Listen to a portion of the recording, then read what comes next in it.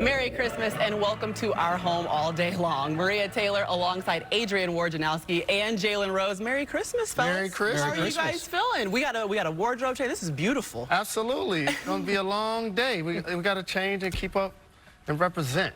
Well, we have already had one game start and get into the books, but we've got some superstars coming our way for game 2 in the 5 games of Christmas. Let's talk about the star-studded occasion between Steph Curry and Giannis. They've won 4 of the last 6 MVPs, with each winning in consecutive seasons. For Curry, though, and those Warriors, opening night was a little bit of a rough start. They lost by 26 points to the Nets. Steph finished with 20 points and 10 assists, but missed 8 threes in his first game since March. Meanwhile, for Giannis, he fell short in his pursuit of a title last season, became the 4th player to win consecutive MVPs. But here's the 2-time MVP on working toward a championship. Like, it's going to hurt. It's not going to be easy. You know, and MJ went through that. LeBron went through that. Like, a lot of great players went through that. You cannot expect that you just go and walk through the park and just win a championship. They're going to give you the championship. You know, that's what I mean. It's going to hurt. It's not going to be easy. You're going to get knocked down. You're going to get eliminated. You're going to get humiliated. You're going to get all those things is part of being great. So we understand that winning a championship obviously is going to be a walk in the park. But Jalen, break it down to us what Giannis really means when he's saying it has to hurt to make it there. Building a legacy, staying loyal to Milwaukee. He talked about being 18 years of age, going there and seeing young kids with this jersey on and realizing he didn't want to leave that town, and they burned his jersey.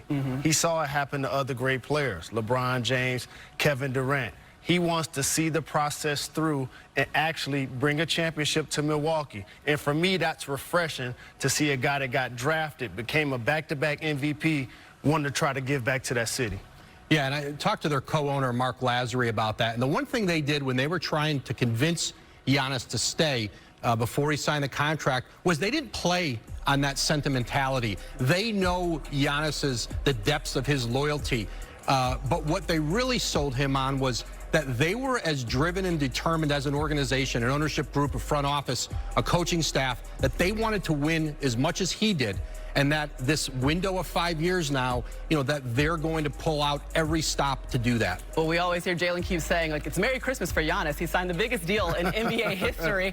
We saw that they added Jrue Holiday to their roster. They're trying to prove that, like you said, Woj, they want to win. Do they have enough, though, to do it this season? I believe they do. And one of the things great players have to sometimes do is look within. And for the Milwaukee Bucks to actually achieve their goals, Maria, Giannis is going to have to be a better free throw shooter, a better three-point shooter, and more effective late when he has the basketball in his hands. They have a team with a lot of cohesion and a lot of talent. Chris Middleton is a terrific player, and I'm pretty sure he surprised a lot of people the way he played in the playoffs when Giannis wasn't available. And Jrue Holiday is an upgrade at the point guard spot. He's going to be an all-star in the East. So I believe they do have enough. And as you said, Jalen, when they have fallen short, Giannis has looked within. You've never seen him point fingers. It's always been, I need to get better, what I need to do. And when you have a franchise player who talks that way, thinks that way, it sets a tone for the whole organization. Okay, well, let's talk about the other sideline in those Warriors, because they were obviously a non-factor last year with injuries to Steph, Klay, Draymond, everyone. Steph is back. Draymond's working back from an injury. We will not see a Klay Thompson. What does Steph have to do this season to make them a factor in the West? Well, you know, it's been about a celebration of the Bay with the versus battle, E40 and Too Short. We got the Warriors on today. And the thing I want to see, the old Steph Curry. I know there's no Klay Thompson, but remember the back-to-back reigning MVP, that gentleman who's been the only unanimous MVP in the history of the NBA? We're going to need him to play like that. And we saw when KD, as we mentioned, left OKC, Russ got them to the playoffs. Dame Dollar's task in Portland is to get them to the playoffs. Steph's was before they even added KD and won 3 championships. Now this season, to see him healthy and to be back in the conversation for best players in the game and best point guard, that's what I want to see from Steph Curry. Yeah, I think Golden State is in a similar place as San Antonio in 2011. They had an aging core with Tim Duncan, Manu Ginobili, Tony Parker. They needed a second wind as an organization. They drafted Kawhi Leonard, and it gave them another run to be a champion. in the next 18 months, next year in Golden State, listen, they drafted James Wiseman at number 2. He's got a chance to be an all-star in the middle. But they have one of the most valuable assets in the league. They have Minnesota's first-round pick from the D'Angelo Russell trade in 2021. This next draft is loaded, one of the best in years.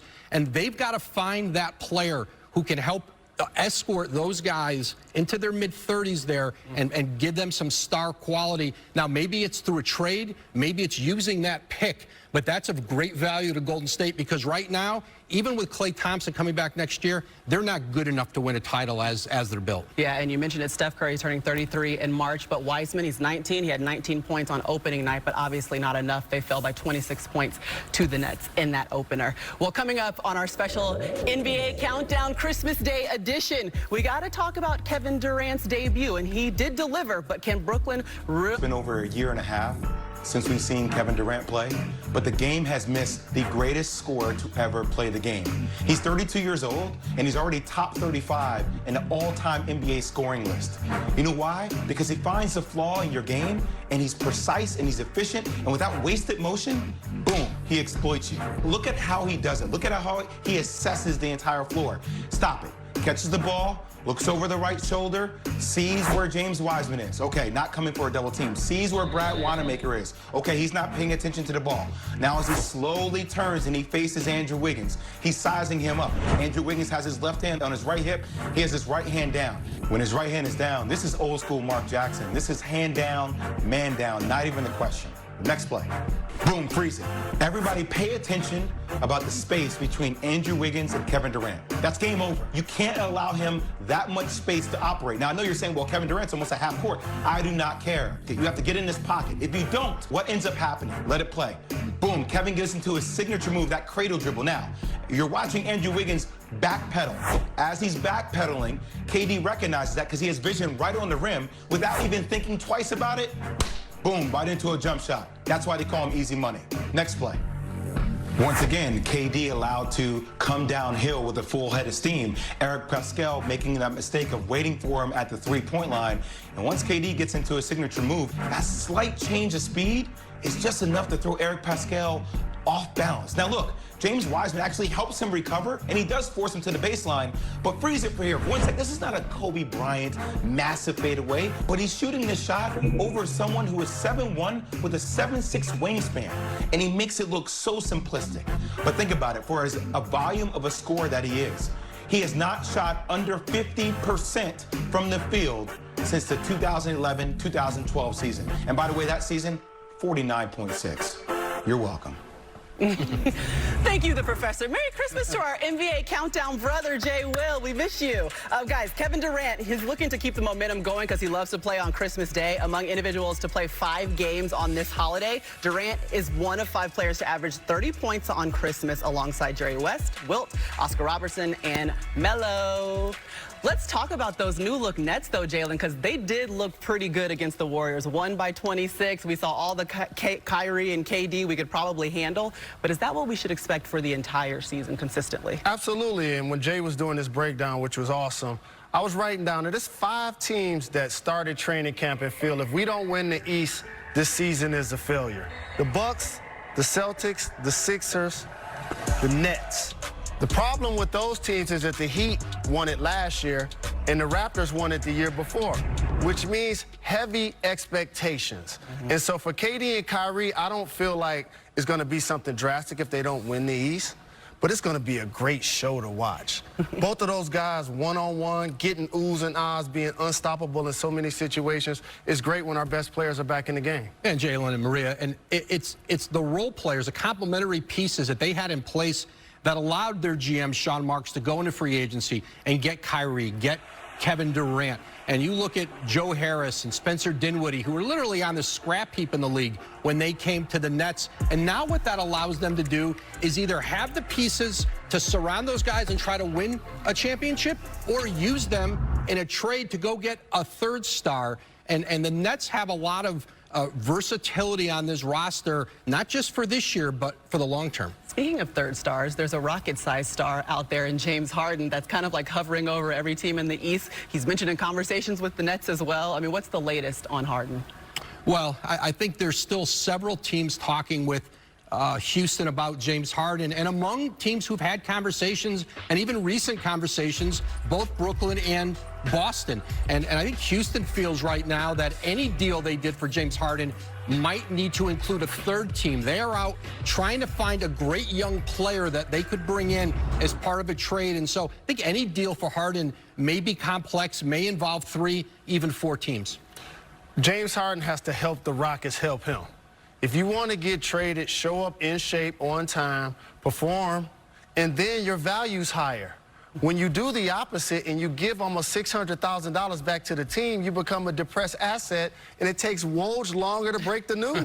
It's going to happen, but you got to help the team help you if you're James Harden. Real quick, yes or no, do you want to see James Harden on the Nets with Katie and Kyrie? No, I want to see great players spread around. I like to see Giannis where he is. I like to see Dame where he is. I like to see the best players spread around, like when you go to the park. All right, well, you heard it here from our festive and Christmas-laden Jalen Rose. We've got plenty more coming your way on Countdown, including Steph Curry. He's having to revolutionize the way that we've played the game and viewed it, but now his team needs a little bit of help. And I sat down to talk to him. We have that championship DNA, but we have new faces, so it's about kind of blending the leadership aspect of it, the expectation to be great personally on the floor and do what I'm capable of doing.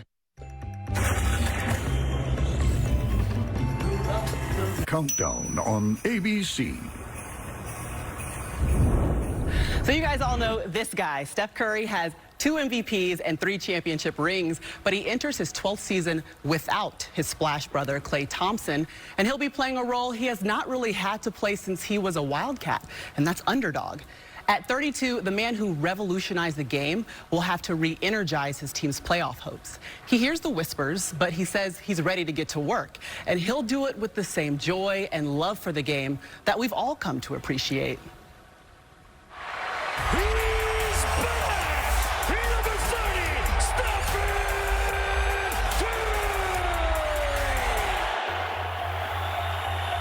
This is the first time that you have to play away from home since the 2016-17 season.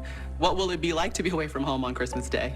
I mean, it's going to be tough. Thank God for FaceTime and the ability to, you know, at least be able to talk to the fam and stay close in that respect, but hopefully get a win and hold some of the gifts until we get home so I can have a little fun with my kids. What's the Curry family holiday tradition? We're big on the family matching pajamas and finding some meal to sit down and have everybody at the table and just enjoy, you know, that togetherness. When you were younger, what's the best present you ever got from Santa Claus on Christmas? Probably the Home Alone tape recorder that changes your voice. You leave it around the house and scare everybody. This is Peter McAllister, the father. I'd like a hotel room, please, with an extra large bed, a TV, And one of those little refrigerators you have to open with a key. Christmas Day is going to mark just the 3rd time you've played a regular season game since November 2019. So what have the last 12 months been like for you? I mean, it's been a whirlwind, you know, starting last year with kind of high hopes of kind of reinventing Warrior basketball. And then obviously I broke my hand and 4 months of rehab to come back and play 1 game, and then the season got postponed and we don't get invited to the bubble. You know, meanwhile, there's a pandemic going on, and you know, watching basketball from that perspective in the bubble, watching the playoffs was weird, but it gave me personally a newfound appreciation for the chase and putting the work in to hopefully get back to that level. You kind of come into a season where people are talking about you having to chase instead of being the ones that are being chased. What's it like to be in that position this year? We have that championship DNA, but we have new faces, so it's about kind of blending the leadership aspect of it, the expectation to be great personally on the floor and do what I'm capable of doing. You mentioned that when you found out about Klay's injury, it was a gut punch to you. How would you describe the emotions that followed after hearing that news? I mean, it was rough. You know, we all know rehab's difficult and it's a long journey, and you know, coming off an ACL like that, to not have to go through an Achilles, you know, thankfully there's been examples around the league of guys that have done it. You see John Wall, you see KD, so expect the same for Klay, but it's tough. You want your brother out there right alongside you. Playing without him is a tremendous challenge, but it offers up an opportunity for other players on your team to kind of step up. I mean, our roster's pretty interesting. You look at Wiggins and Kelly Oubre, who've been focal points of other teams, but have an opportunity to kind of adapt to how we do things, and hopefully we can unlock another level for them to get to, because we're going to need, every bit of it throughout this season. Off the bench, Kim Bazemore, Brad Wanamaker, Damian Lee, Jordan Poole, young guys that have shown promise and are committed to making that jump. Who knows what it's going to look like, but I think we have the ability to surprise a lot of people this year. What do the Golden State Warriors have to prove? That we're different, that no matter what, the experts may say or where they kind of rank us going into the season, we know what we're about. What we need to prove is that we know how to win, and we know how to do it a lot of different ways. That's the exciting part about what this season can bring. All right, well, the proving starts here today. Steph Curry and the Warriors looking to rebound following their opening night loss, but Christmas hasn't been all the way kind to Curry. He's averaged just over 12 points on the holiday. That's his lowest career scoring average on a single day in his career. But that's okay. I expect Well, they didn't make the final. We're waiting for tip-off between the Bucks and the Warriors. What do you need to see from Giannis, Mr. Rose? Response. He had a chance to send his team into overtime. He missed his second free throw.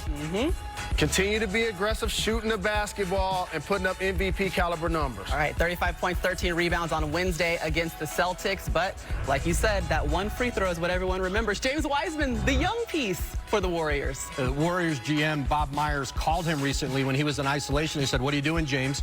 He said, "I'm watching tape of Tim Duncan from his rookie season." Not bad. 19 points in the opener. We'll see what the rookie has for us here today. We've got guys on both sides for the Warriors and the Bucks that have won MVPs. But for us here at ESPN, we've had an MVP of our own for the last 18 years. Her name is Amina Hussein. And for the last decade, she's been our fearless leader on NBA Countdown, our coordinating producer. And she will be leaving us to take on a brand new opportunity. But we wanted to make sure that you all know how much we love our Amina. She's a queen, too.